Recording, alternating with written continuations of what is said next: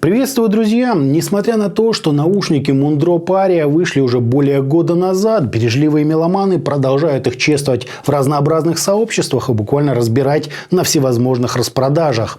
Благодаря чему компания сперва выпустила их первое чисто косметическое переиздание, затем и второе, куда внесла уже более серьезные правки, касающиеся непосредственно настройки излучателей. Об этой второй редакции я и предлагаю сегодня поговорить. Называется оно поэтично Snow Edition.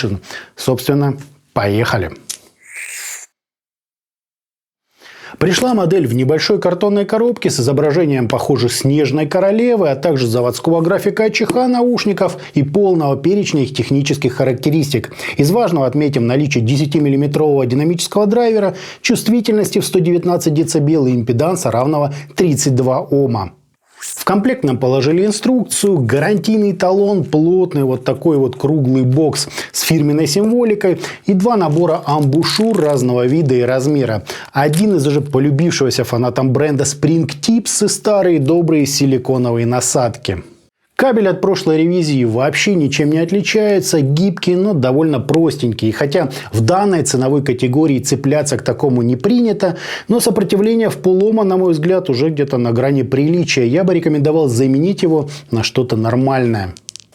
Сами чашечки полностью выполнены из металла с двумя компенсационными отверстиями на внутренней части, соединением на классических вилочных коннекторах сверху и красивым таким снежным узором на фейсплейтах. Звуковод, как обычно, с торца прикрыли сеточкой, вот сделать бортик для удержания амбушюр так и не удосужились. В принципе, держатся и нормально. Села мне модель чудесно, однако попробовать те самые прозрачные насадки мне так и не посчастливилось. К сожалению, все они маломерки. Тоже вот имейте это в виду. Вот так вот это все, друзья, и выглядит.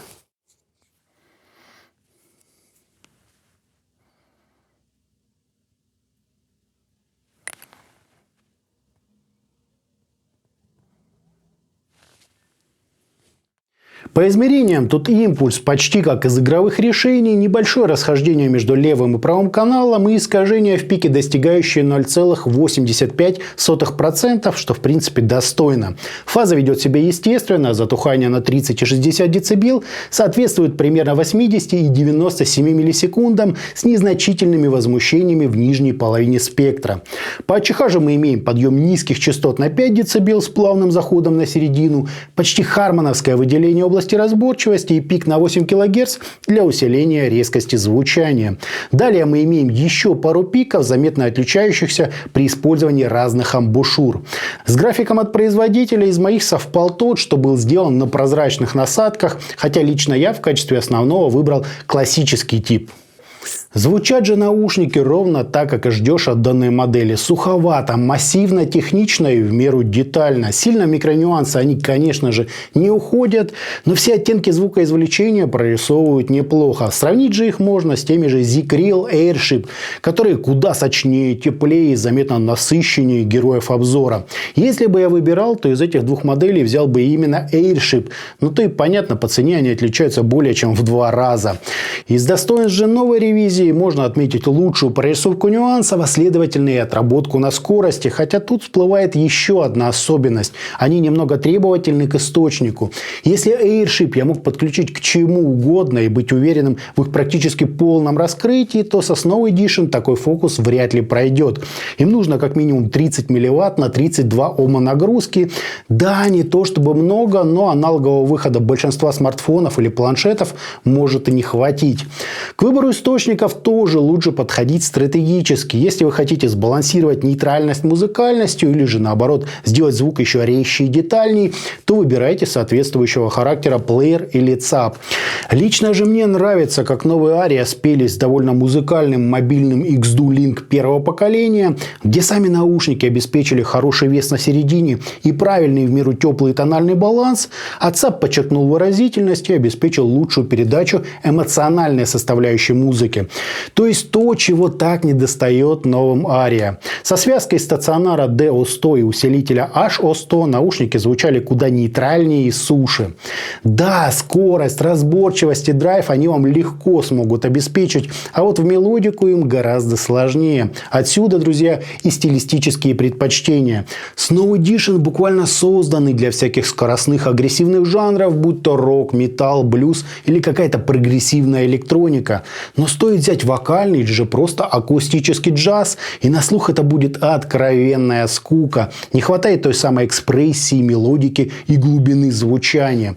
Технически хорошо, но как-то слишком пресно получается. Ну и масса на середине неплохо чуток так добавить, вот прямо слегка. Разбирая по частотам, бас здесь не особо глубокий, однако количественно, друзья, его хватает. Ну и текстуры не сказать, что прозрачные. Зато серединка чуть теплая, массивная, со всеми необходимыми акцентами и правильным балансом. Высокие тут, конечно, ощущаются, но внимание на себя не перетягивают, в какую-то сверхутонченность не уходят и разделением не блещут. А значит, их и логично было отвести на второй план, чтобы они лишь подчеркивали звучание середины. По характеру вау-эффект эти наушники вас вряд ли вызовут, разве что если вы совсем новичок. В плане скорости и драйва они действительно способны удивить, но на этом их возможности, друзья, и заканчиваются.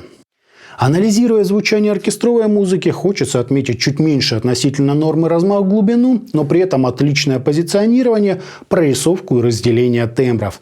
Да, та самая массивность, что делает полезную работу в акустически простой музыке, здесь немного смазывает образы, однако слушается это естественно. Не скажу, что это прямо хороший выбор для прослушивания мультиинструментальной или другой академической музыки, но явного отторжения такой звук не вызывает. А следовательно, все еще будет зависеть от ваших вкусовых предпочтений. Тотально же можно отметить лишь направленность наушников в макро, добротную массу и сдержанность во всем, что касается эмоций. Модель явно не для ценителей насыщенности, выразительности или высокой точности в передаче нюансов. Зато всяким рокерам и металлистам она вот точно придется по вкусу. С первой ревизией, извините, сравнить их не могу, слишком уж много времени прошло, чтобы говорить хоть с каким-то уровнем достоверности. Итогом, динамические внутриканальные наушники Moondrop Aria версии Snow Edition лично меня порадовали обновленным внешним видом, удобной посадкой и наличием тем самых прозрачных амбушюр. Жаль, они мне слишком маленькие. В минусы бы я отметил все тот же бюджетный кабель, немалый вес и металлическую основу чашечек. Зимой с ними будет не так весело, как летом. Ну а по звучанию это все тот же нейтральный, чуть подсушенный, приятно массивный звук с отличной отработкой на скорости, но умеренной выразительностью и сдержанной передачей эмоций. Для рока, металла и всего остального электрического будет нормально, а вот к чему-то мелодическому, вроде джаза или классической музыки, я бы, наверное, их не брал. Вкусовые, друзья, такие наушники, как и все их предыдущие ревизии. А на этом у меня все. Это были динамические внутриканальные наушники Moondrop Aria Snow Edition. Всем добра, всем пока-пока. Подписывайтесь, жмите лайк, ну и присоединяйтесь ко мне в социальных сетях ВКонтакте и Телеграме. Собственно, пока.